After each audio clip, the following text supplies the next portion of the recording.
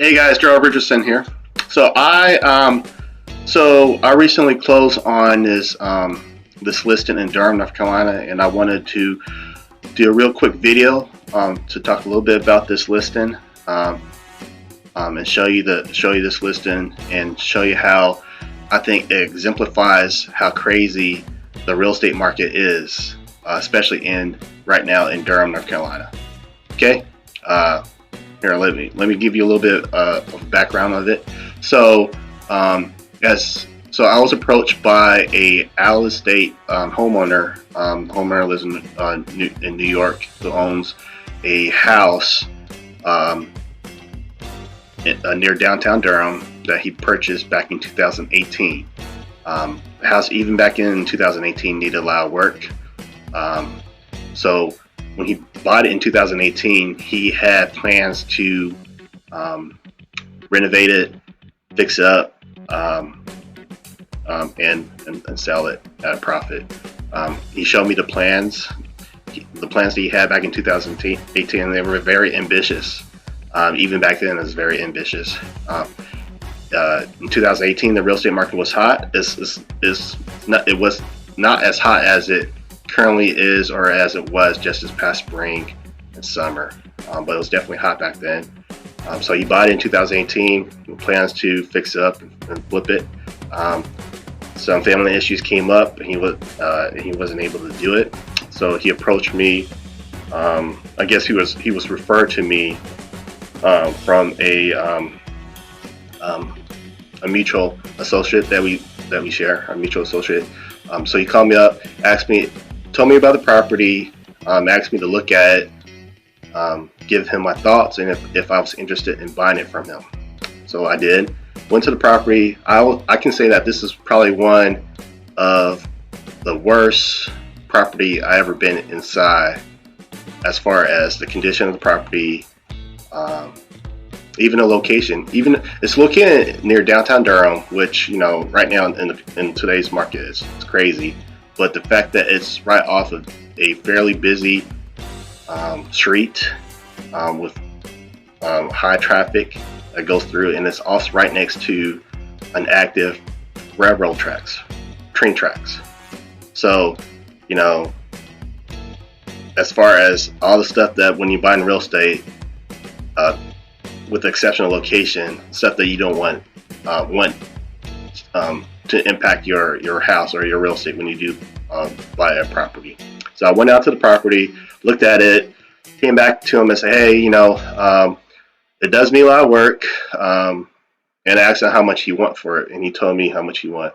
And I told him, well, I gave him my opinion, thinking that what he want was kind of high, and I told him what I was willing to offer, taking into account, an estimated repair cost that I had in my mind as far as what it needs, and pretty much it needed everything: structural, um, systems, framing, new wiring, new plumbing, pretty much a whole 9 yards on this property. So I gave him my offer, and he came back and he told me that was too low. He wanted more.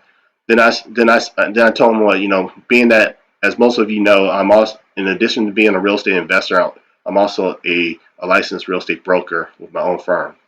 So I came to him, I approached him and said, hey, understand you want more money. Um, I think it's worth this, and I'm willing to pay this. But if the fact that you want more money, I'm willing to list it for you and put it on the open market, and see if you can get what you want for it. And see, and if you're not able to get what you want on the open market, we can revisit my offer. So that was the discussion I had with the seller, and he agreed to it. So I went out, so I took my listing photos, took some videos. Um, we rolled up the description. I did all the measurements, everything that's required as a listing agent when you list in a property. And I put it on MLS, and just go to show you that pretty much the same day or the next day, um, like I say, this exemplifies how crazy the real estate market is. That we receive multiple offers within the first couple of days. um, and we end up going on a contract, receiving a cash offer, and even selling it for more than asking. So I was kind of surprised, not really surprised, but I was kind of expecting it. But the, I guess maybe not expecting it, but the fact that the house needed so much work, but yet it received so much interest from, mostly from investors though. I did get some calls from people who are inquiring about the house just based on the price point.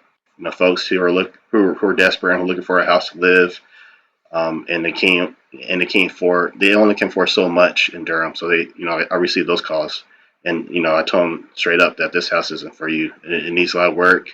The seller only wants cash offers, or cash buyer, and it probably will work for an investor. So, but with all that said, we did receive multiple offers. I think we received um, 7 offers within the first couple of days. Um, so, with all that said, and we just recently closed above asking cash offer. Sold as is, pretty much the whole 9 yards. The my out of state seller, who wanted a certain amount, actually received more than what he was asking for. So it goes to say that I was not able to buy this property as an investor, but I did. Being that I'm also a licensed real estate broker, I was still able to help out my seller with getting the numbers that he wanted for the property. So, real quick with the numbers, like I say, he bought the house in 2018 for $70,000. He paid cash at the time, um, with plans to fix up. Paid $70,000. He didn't do anything to the house. Actually, um, it was worse. It got worse. Like I guess he has somebody go in there and start to demo it, remove some walls, remove all the floors, gut it down all the way down to the frame, and so it was actually it was actually in worse shape than it was when he bought it in 2018. So he bought in 2018. Know um, didn't pay any taxes on it since he bought in 2018. So there was some back taxes that he had to pay as part of the closing. He also received several fines from the city um, for not maintaining the yard, and for trash that build up around outside the house. So he received fines each year. I think he received fines at least once or twice a year from the city for you know for how unkept and uh, how the mess that the house looked. So that was attached to the property as a lien. So in those years, um, but pretty much, like I said, he bought for 70,000. We put it on the market for 135, and we actually sold it in 6 days on market for 137.5 cash, as is.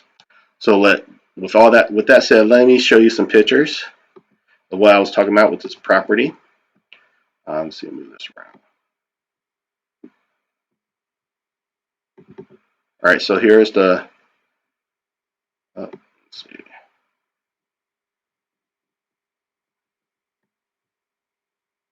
So here's the front of the house. So there's the front porch. Here's the back and side of it. You can see that it's missing some siding. You know, the HVAC system over here, it was vandalized, and so they went in and took a lot of the stuff that was inside the guts. They gutted out. Here's also the back. All the windows were boarded up. Here's the backyard. Again, in front of the house, you can see how close it was to the street. It was a lot of traffic that went through. So to the point where even when I was trying to take pictures of it, I had to wait until there was a clearing of cars. There was not so many cars driving by, so I can take at least a couple good photos of the front across the street. So here's the front again, and here's the inside. So you can see that it's been completely gutted down to the frames. Um, you can see the floors needed work. It needed a whole new electrical, new plumbing, pretty much everything. And this is what it looked like on the inside. It was so dark on the inside that you actually had to bring a flashlight because, like again, with all the windows boarded up, you had to bring a flashlight just to walk around, and even during the daytime. So I even told all the buyers agents, hey, use extreme caution when going inside.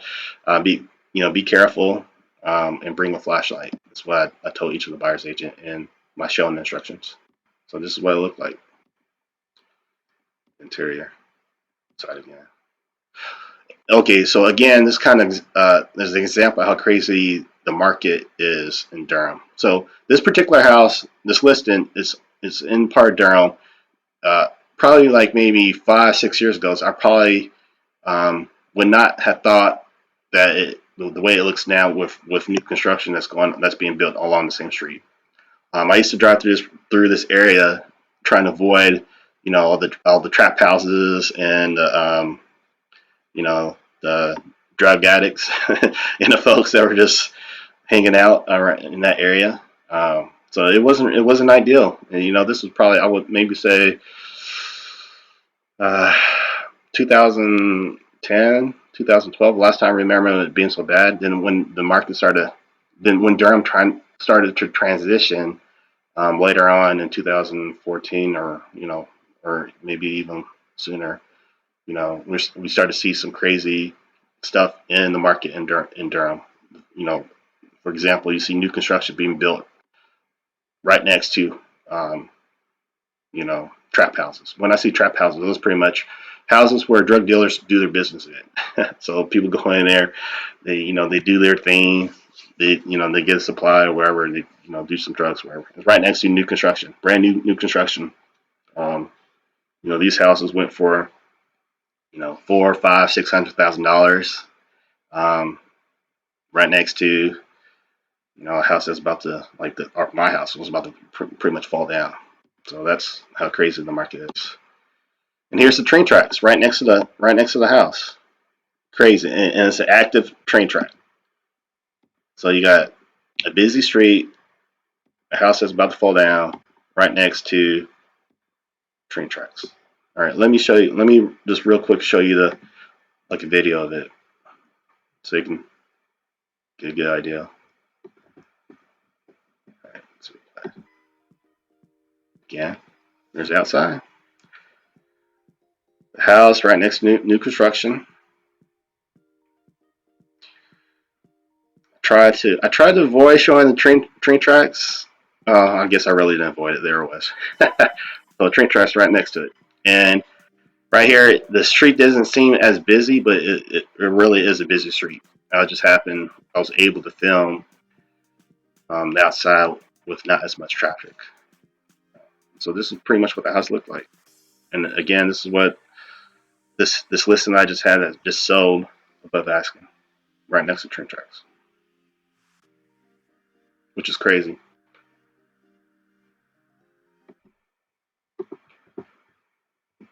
So pretty much the whole point of this video is just pretty much talk about this listing, but what happened with this particular listen, and